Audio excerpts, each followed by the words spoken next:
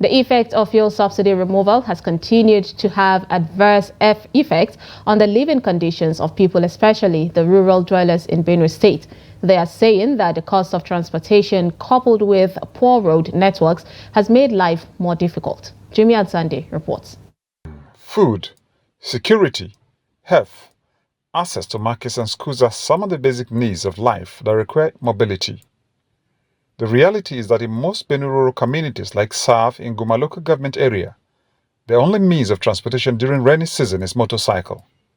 However, with the premium motor spirit sold at over 1,000 naira in these villages, the dwellers are worse hit by the current cost of living crisis. Dennis Ukeji operates a makeshift hospital in the village.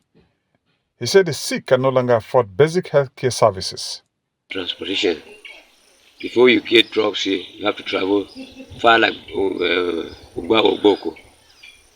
And when you get the drugs, you get the drugs at high prices. And when you come here to treat somebody, it's a problem. We have some drugs that we have to keep them in the fridge, like anti-snakes, anti-dance, and all these type of things. But we don't have electricity here. That's our problem.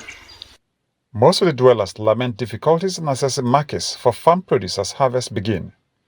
They say the poor conditions of road network has made it difficult for them to transport their goods. Because of subsidy removal and poor road network, transportation has been very expensive.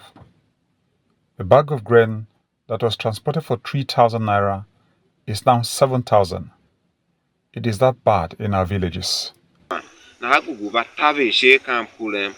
Because of I was in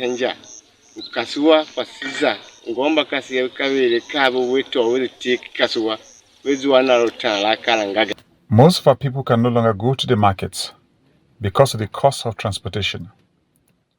What the widows and the orphans are going through is even worse. The situation would have been better if the roads were in good shape.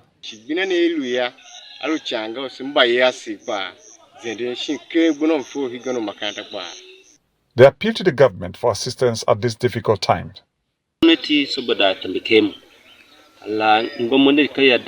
The government should please help us because the suffering is too much.